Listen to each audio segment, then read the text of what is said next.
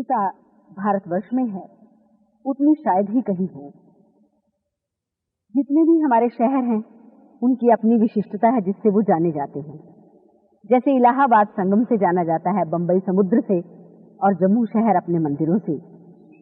लखनऊ जाना जाता है अपने तहजीब व तमद्दुन से, और सिर्फ तहजीब ही से क्यों, चौक से भी जाना जाता है लखनऊ। और चौक जाना जाता है हिंदी साहित्याकाश पर चमकने वाले सूर्य जैसे श्री अमृतलाल नागर जी के नाम से। नागर जी जब छोटे थे तब इसी चौक के आसपास झांकते हुए उन्होंने जिंदगी की विविधता को, जिंदगी की रंगीनियों को बड़े करीब से देखा है। कितने भाग्यशाली होते हैं वो लेखक जिनके नाम से एक शहर जाना जाता है। नागर जी को मैं आदर के साथ बाबूजी कहती हूँ। बाबूजी जब छोटे थे तब उनके दादा और दादी जिंदा थे और बहुत ज्यादा स्नेह उन्हें दादी जी से मिला। कई कहानियां भी उन्होंने दादी जी से ही सुनी। दादी जी तो आपकी हीरोइन रही हैं, उनके बारे में कुछ बताइए। मेरी दादी की शादी बहुत गरीब घराने की थी, लेकिन शादी उनकी बहुत छोटी उम्र में होती है ना, 7 बरस की। क्योंकि मेरे परदादा के परिवार में उसमें कोई स्थिति नहीं थी। 7 बरस की उम्र में आई, रोटी उनको पूरे परिवार के पकाना, सुबह से सारा काम करते हुए अपनी जिंदगी बिताना, ये हो सकता है। पर उस जमाने में शादी ही छोटी छोटी होती। तो आपको दादी का प्यार मिला, दादाजी का भी? मुझे अपने दादी का और दादा का खूब प्यार मिला। तो आप बिगड़े नहीं उससे? बिगड़े नहीं? क्यों बिगड़े, थोड़ा सा जरूर, लाड़ बिगाड़ देता। लेकिन दिक्कत ये थी कि पिता भी है और पिता का भाई भी है जी, तो वो अंकुश भी रखता। दादा दादी तो अक्सर बिगाड़ देते जी। उनके लाड़ से थोड़ा सा बच्चा बिगड़ जाता, लेकिन अगर कोई अंकुश रखने वाला भी होता है तो दोनों बैलेंस करते।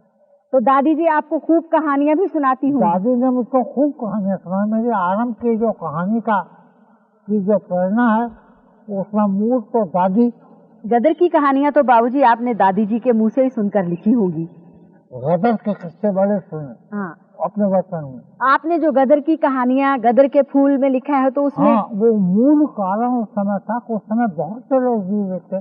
जब मैं पैदा हुआ, यानी जब मैं होश संभाला, तब तक गदर ज्यादा से ज्यादा 60 बरस हुए, 50 वर्ष। तो उस समय बहुत से ऐसे लोग जीवित थे जो कि गदर से संबंधित घटनाओं को देख करके नहीं गुजरे। जब मैंने इंटरव्यू दिया था 1957 में, तब भी मुझे एक आध व्यक्ति ऐसे मिल गए जो कि 118 बरस के थे। हाँ हाँ हाँ, मैंने उनके चित्र भी दिए हैं, उनका फोटोग्राफ भी दिया जी, जी। तो ऐसे मिल गए। तो गदर की ये कहानियां बहुत को मिल, तरह तरह की और भी बातें सुनने को मिलती। तो देखो, जब बचपन हो और बचपन अकेला हो तो जो सुनने की चीजें हैं, देखने की चीजें हैं, वो ज्यादा से ज्यादा आत्मसात करेगा बच्चा। तो जाहिर है कि मेरे कान और आँख जो आज बहुत कमजोर हो गए हैं, उस जमाने में बहुत सशक्त थे और उनसे जो सुना उन्होंने मुझको अंत में कहानी लेखक बनाई। जब आप थोड़े से बड़े होने लगे होंगे उस वक्त स्वतंत्रता आंदोलन जोरों पर था, तो आप भी उससे जरूर प्रभावित हुए होंगे। 21 के आंदोलन में तो इतना होश नहीं है ना, थोड़ा सा होश है। इन्हें एक आज जैसे उस जमाने में खिलाफत आंदोलन था जी, तो एक लाइन याद आती है मुझको उस समय की, बोली अम्मा ये शौकत अली की जान बेटा खिलाफत पर दे दो। तो खिलाफत का आंदोलन था उस समय। आंदोलन खूब जोर से, या हम तो खादी पे ले गए स्वराज हमार को क्या करिए देहाती से, और भी बहुत आए। लेकिन 30 के आंदोलन में मैं लगभग 14-15 वर्ष के आयु पा चुके, प्रभात फेरी में भी जाता हूँ।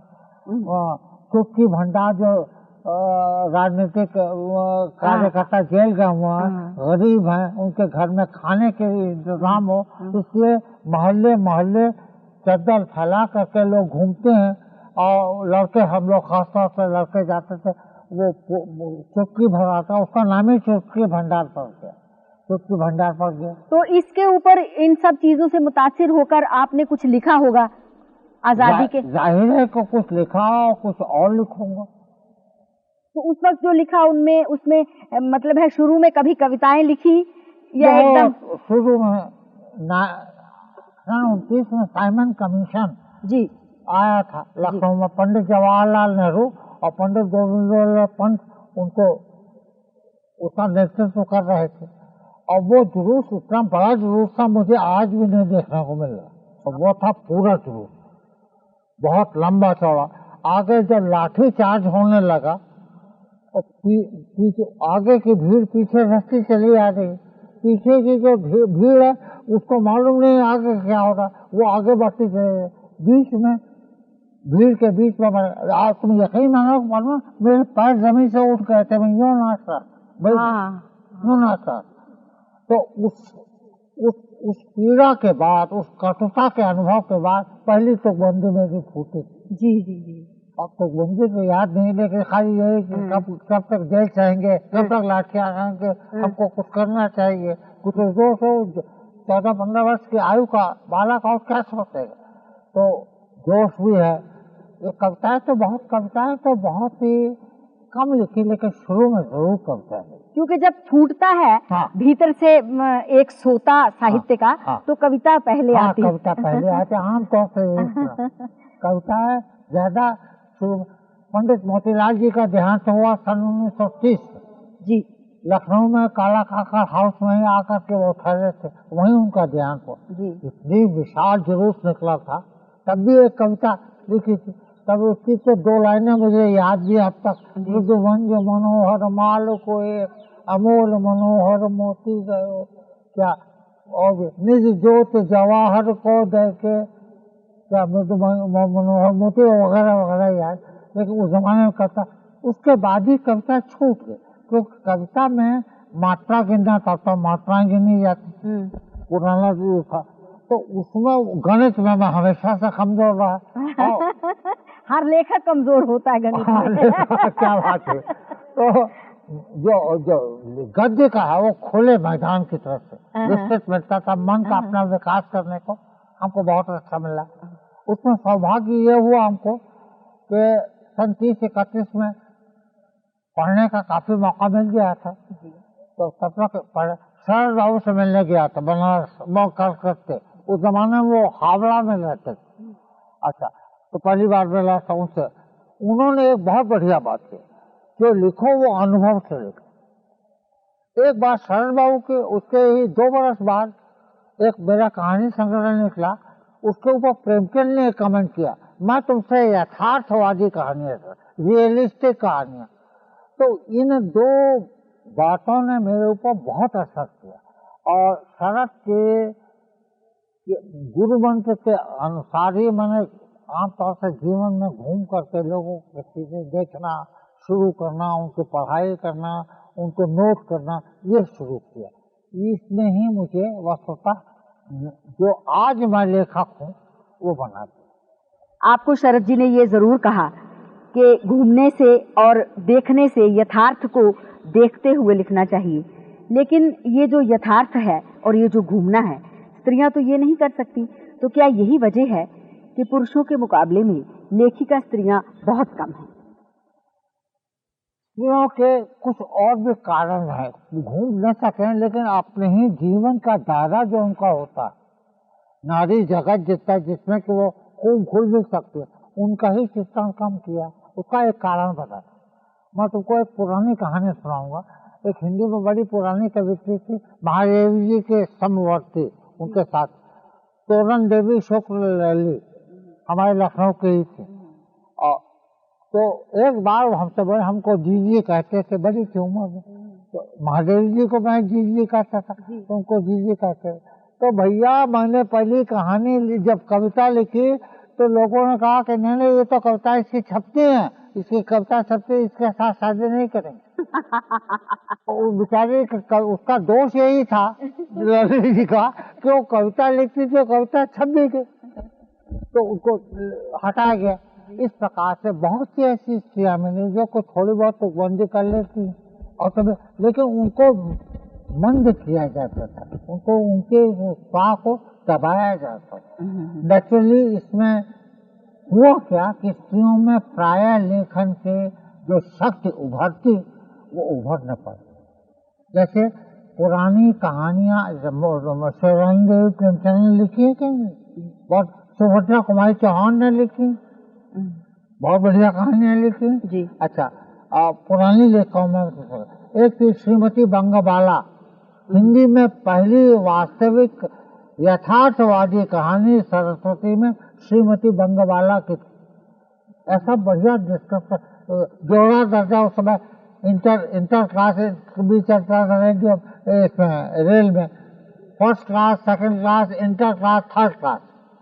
तो जोड़ा दर्जा का जो मध्यवर्गीय, जैसे भीड़ लगती, तीसरे दर्जे की भीड़ इधर उधर घबराहट में जाने लगती, जोड़ा जोड़ा, जो मध्यवर्गीय आमता बोलती थी। इतना बढ़िया चित्रण किया कि तुम आज भी पढ़ो तो आनंद आ जाएगा तुम्हें। तो ऐसा नहीं था कि स्त्रियों में लिखने की शक्ति या प्रतिभा नहीं, पर उस प्रतिभा को उस समय के समाज ने उभरने कम दिया। लोकगीत वो होते हैं जिनमें जो बातें न कह पाने का दुख होता है वो सबसे ज्यादा मुखर होता है।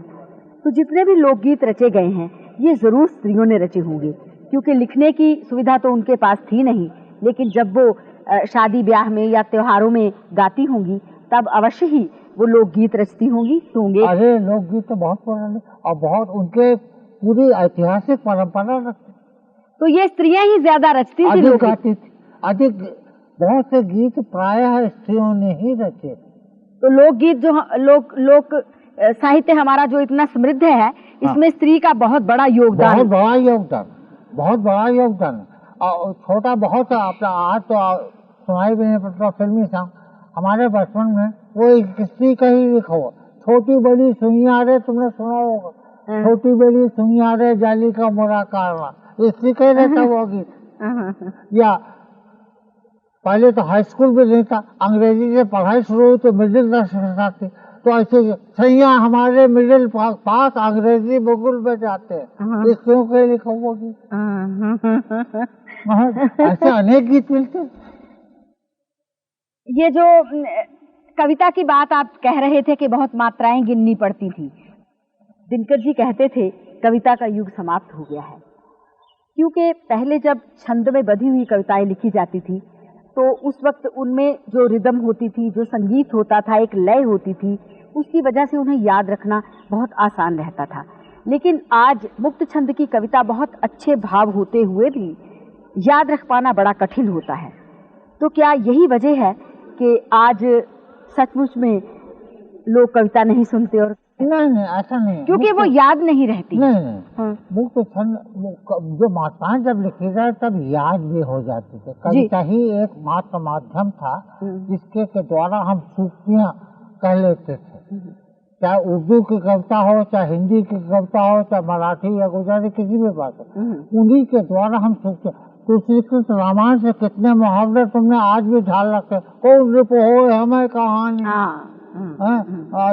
चेरी छाना हो, या अनेक उसको मिल जाएंगे। इस प्रकार से बहुत से दोहे मिल जाते। लेकिन जो मुक्त छंद की कविता है वो लोग याद नहीं रख पाते हैं, क्योंकि संगीत में बंधी हुई, लय में बंधी हुई और धारा में बंधी हुई कविता ही याद रहती है।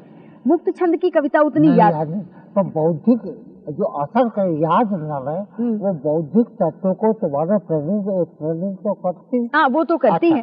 तो अब स्वाभाविक हो कर गया, कविता याद करने का युग ही समाप्त हो गया।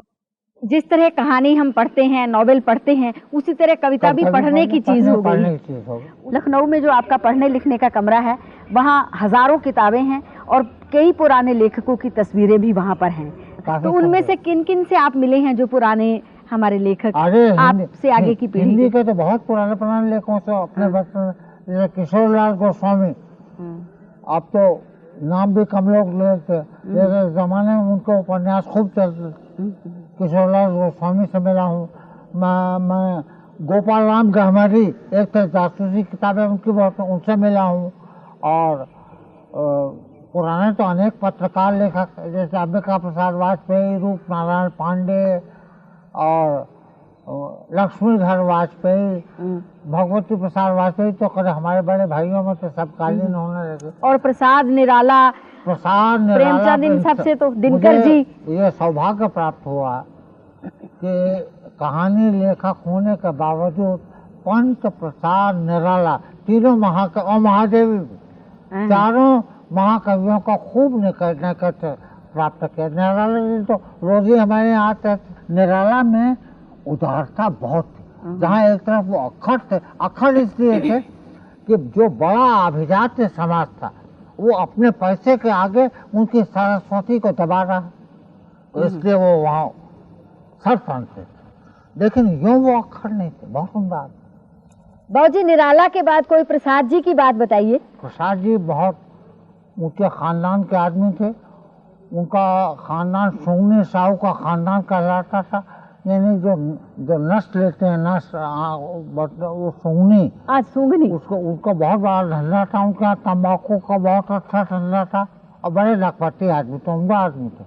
तो उनके खानदान में यानी बनारस में केवल काशी नरेश और सुंगनी साहू, इनको ही लोग संबोधित जब मिले तो नमस्कार जयराम जी करते हैं, जयशंकर करते हैं, उनको हर हर महादेव दोनों तरफ से ये संबोधन होता है। और प्रसाद जी मैंने अपनी आंखों से, कस्तूरी बहुत बड़े व्यापारी थे। तो जब कभी साहित्यकों की भंग ठंडाई वगैरह ठंडे जो निकाल करके कस्तूरी रखते थे, बहुत उम्दा, इत्र बहुत उम्दा बनाते थे, बहुत ही उम्दा, खूब बनाते। और कविता में तो क्या बात, क्या बात है, वो अपना रंग था उनका।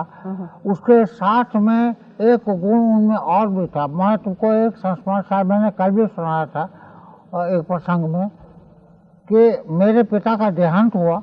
उसके बाद मैं गया था बनारस, तो उनको मालूम हो चुका था, मैं उनसे मिलता था पहले अक्सर, तो उनको मालूम हो चुका था उसके पिता का देहांत हो चुका है। तो मैं उनके घर जाके बैठा हूँ तो कुछ नहीं कहते, केवल एक वाक्य कहा, इतना बढ़िया वाक्य कहा कि मेरे जीवन का मंत्र बन गया कि जब तक तुम्हारे भाई नाबालिग रहें तब तक अपनी माँ को हिसाब समझाते हैं। यानी जिससे कि कभी छोट, और हम भगवान की दया है कि उसी शायद उस मंत्र की ही कृपा है जो मेरी मत ऐसी बनी रही। मेरे दोनों भाई अब तो चले गए, छोटे भाई दोनों छोड़ चले गए, लेकिन उनका परिवार आज भी मुझसे ऐसे ही बना हुआ। मैं कह दूंगा दिन तो दिन और रात तो रात, वही होगा, आज तक बना हुआ। ये जयशंकर प्रसाद यानी जितने बड़े कवि थे उतने ही बड़े पंडित थे, उतने ही बड़े दुनियादार थे। तुमको आश्चर्य होगा कि चंद्रगुप्त के संबंध में कौटिल्य अर्थशास्त्र उसमें दक्षिण में केवल सुना भर गया, उत्तर भारत वालों ने देखा नहीं, पर कितना अच्छा उन्होंने चंद्रगुप्त की भूमिका लिखी है। तो उसमें देखो कौटिल्य अर्थशास्त्र को कितनी अच्छी तरह से उसका निरूपण किया है, देखकर आश्चर्य होगा। अगर अच्छा इतिहासकार नहीं करे। प्रेमचंद जी से भी आपका खूब उठना बैठना रहा होगा, बहुत प्रोत्साहन भी उन्होंने आपको दिया होगा। प्रेमचंद से पहली बार मिला था 1929 में, जब लखनऊ में रहते थे, तब वो माधुरी के संपादक थे। और हम 14 बरस के थे उम्र में, 14-15 वर्ष के, ऐसे ही। लेकिन प्रेमचंद रहते हैं हमारे यहाँ, हमारे लिए तो जैसे आज सिनेमा स्टारों के पीछे भागते हैं, ऐसे ही उस समय हमारे लिए कोई साहित्यिक नाम आ जाए तो हम उसके पीछे पागल हो जाते। और अब भी ऐसा नहीं है, बंगाल में है, दक्षिण में तुम पाओगे, महाराष्ट्र में, हमारे उत्तर भारत में गायब हो गया धीरे धीरे। लेकिन तब भी साहित्यिकों के प्रति आकर्षण था, तो प्रेमचंद से मिलने गया था। अच्छा, तब की बात तो उस समय कोई याद भी नहीं, और कोई बात भी नहीं। बाद में प्रेमचंद ने क्रमशः लोगों को जिस तरह से उत्प्रेरित किया नई चीजें पढ़ने, गोरकी पढ़ा कि नहीं, अलेक्जेंडर कुपलिन पढ़ा, यामादिप्रिट पढ़ा है कि नहीं, अमुक पुस्तक पढ़ी है कि नहीं, ये बराबर पढ़ते हैं। ये बहुत बड़ी बात है। प्रेमचंद ने जितना अधिक नए साहित्य, विदेशी साहित्य पढ़ने पर हमारी हिंदी के रचनाकारों को जितना अधिक उत्प्रेरित किया, उतना कम लोगों ने किया। उस समय के साहित्यकार एक परिवार की तरह रहते थे, एक परिवार जो एकदम बहुत करीब हुआ करता था। उसमें लोग एक दूसरे को प्रोत्साहन भी देते थे, उनकी चीजें भी सुनते थे और बहुत ही प्यार आपस में होता था। आज उस तरह का माहौल बहुत ज्यादा देखने में नहीं आता, इसकी क्या वजह है? इतना बड़ा तब तो हिंदी के सीमित एक दायरा था, आज हिंदी कितनों की हो गई।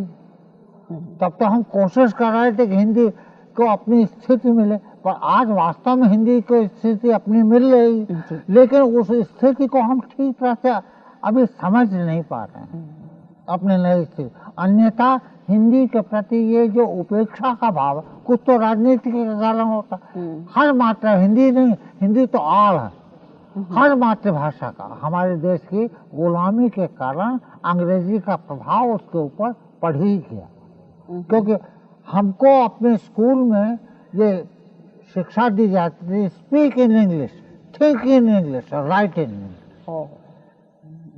तो वो समय जो दूसरा है वो तब गया, अब वो समय दूसरा आ रहा है। तो उस मानसिकता का प्रभाव था जो हमारे ऊपर अंग्रेजी का आधिपत्य हावी हो गया, उसके ऊपर चढ़ गया और हम लोग अंग्रेजी में बोलने लगे। आपको आश्चर्य होगा तुमको कि एक टीचर बैठे, हम लोग इंटरवल में जब लड़के खाने वाने जहाँ नाश्ते के लिए, मतलब that boy was speaking in Hindustani, शिकायत करते हमको शिकायत करके बैठे। अब नहीं है वो स्थिति। तो स्थिति का अंतर होता है हमारी मानसिकता के परिवर्तन में। हिंदी भाषा यदि समुद्र है तो भारतवर्ष की अन्य जो भाषाएं हैं, जो भाषा रूपी नदियां हैं, जब तक वो उसमें नहीं जाएंगी तब वो बहुत बड़ा। देखो कितने पदमा, तुमको एक बात बताता, तुमको साधारण एक शब्द तुमको देता हूँ उदाहरण के लिए, पूजा। तुम कितने साधारण रूप से बोल जाओगे। तुमको मालूम है ये तमिल शब्द है, पू पुष्प, चे कर्म, पूचे पुष्प कर्म। बलि जहाँ होती है तो वहाँ पूछे, पूजे, पूजे, पूजा। उत्तर भारत में भी फैल गया तुम्हारा। नीर तमिल शब्द संस्कृत में आ गया, तरणीर, ठंडे पानी को तमिल में कहते तरणीर, समझ गए। तो जो नीर शब्द किस तरह से आ गया, कितने शब्द। तुमको एक और भी अधिक एक शब्द नया आया है जिसको तुम लोग खूब बोलते हो, पंडाल। हाँ जी, हाँ जी। ये पंडाल शब्द कहाँ का है? दक्षिण का।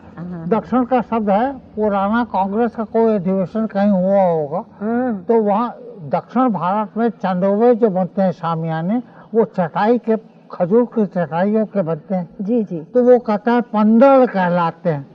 तो रिपोर्टर को बेचारे को वो पंडाल का कोई शब्द अंग्रेजी मिला नहीं, उसमें PANDAL लिख दिया पंडाल। वो तुम पंडाल आप बोलते हो, कहते हो दक्षिण भारत का शब्द बोलते हो कि नहीं बोलते? तो कितने शब्द ऐसे होते हैं जो वडई, वो बड़ा जिसको तुम कहते हो, ये दक्षिण का शब्द है। अप्पड़म, पप्पड़म, अप्पड़, पप्पड़, ये शब्द दक्षिण से कैसे उत्तर भारत में आ गया। इस प्रकार शब्दों का आदान प्रदान, सांस्कृतिक आदान प्रदान, ये तिजारत के कारण, साधुओं के आने जाने के, एक जगह से दूसरी जगह आने जाने के कारण ये बढ़ते हैं और इस तरह से शब्दों का भंडार बढ़ता है। तो शब्दों का ये नहीं, ये मत कहो कि भाषाएं हमारी अलग, भाषाएं अलग हो करके भी अलग नहीं है।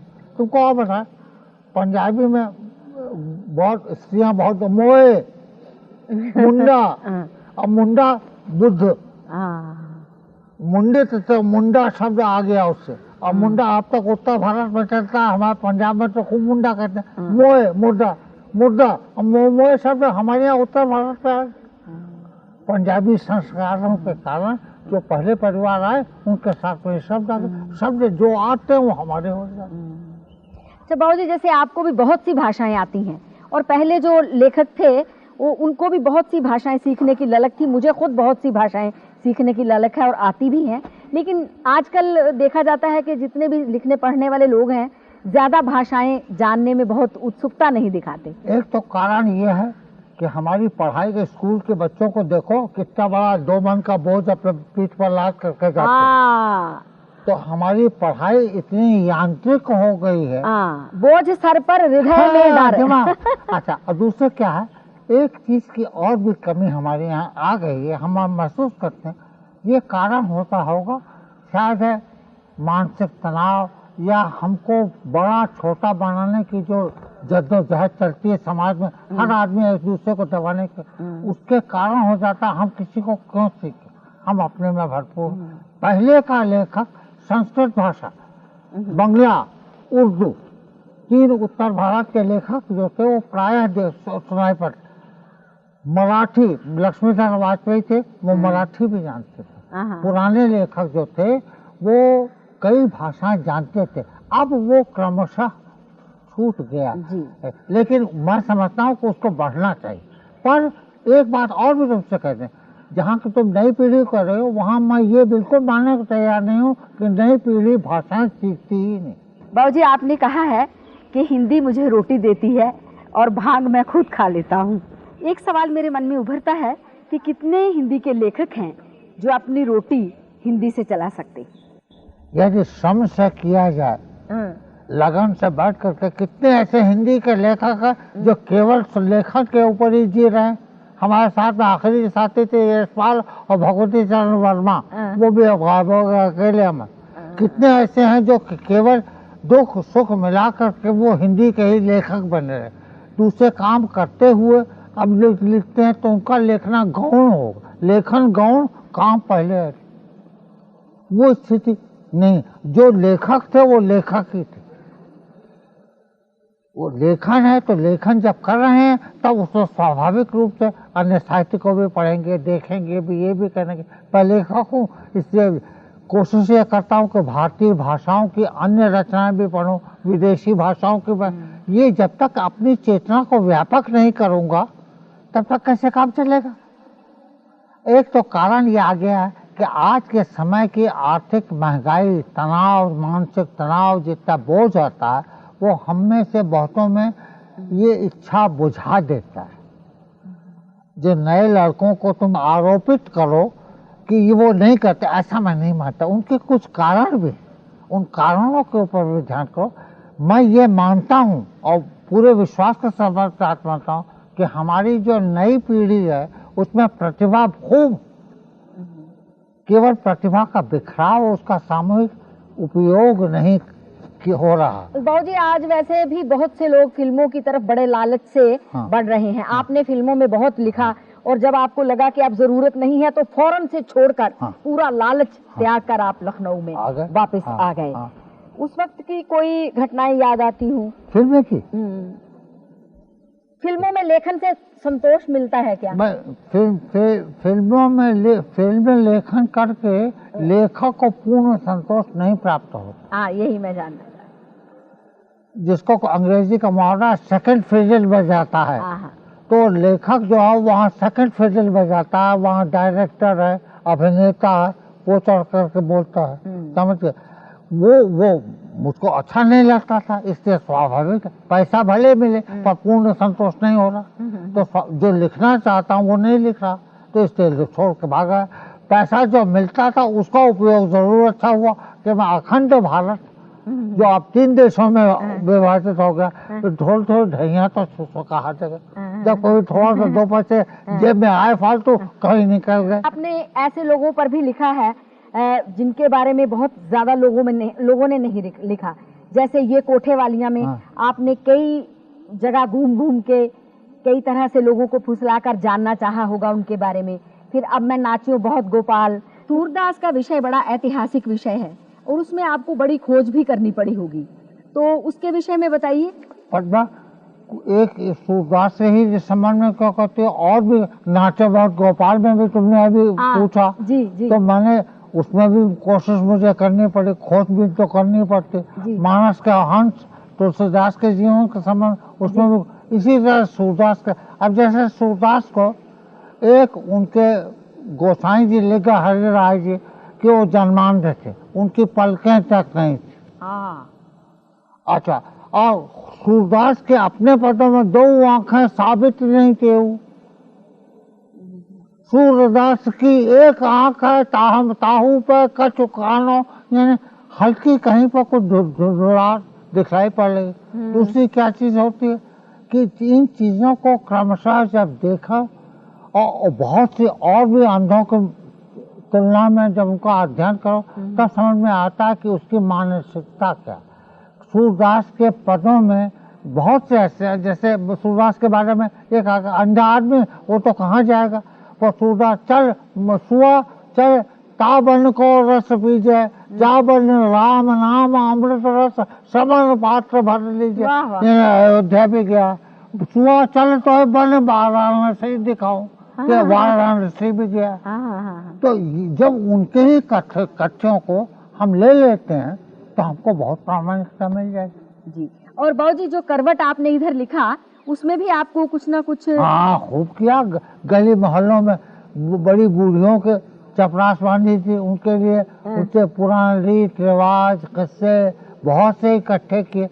जब सामग्री एकत्र हो जाती है तब उसमें से चुनाव करना ये रचनात्मक लेखक का अपना काम हो। जी जी जी। और जो नए लेखक हैं उनको कुछ कहना चाहेंगे? उनको वो भी अपने आप को आगे बढ़ो, करते रहो। काम करोगे तो आगे बढ़ोगे, काम नहीं करोगे लेखक बनाया नहीं जाता, लेखक बनता अपने अंदर की प्रेरणा से, अपने अंदर की स्फूर्ति से और श्रम से बनता है। बाबूजी आपकी बातें सुनते हुए तो लगता है सुनते ही चले जाएंगे।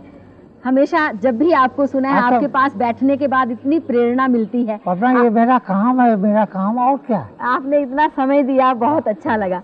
जी तो चाहता है और भी सुने, लेकिन अब मैं आपको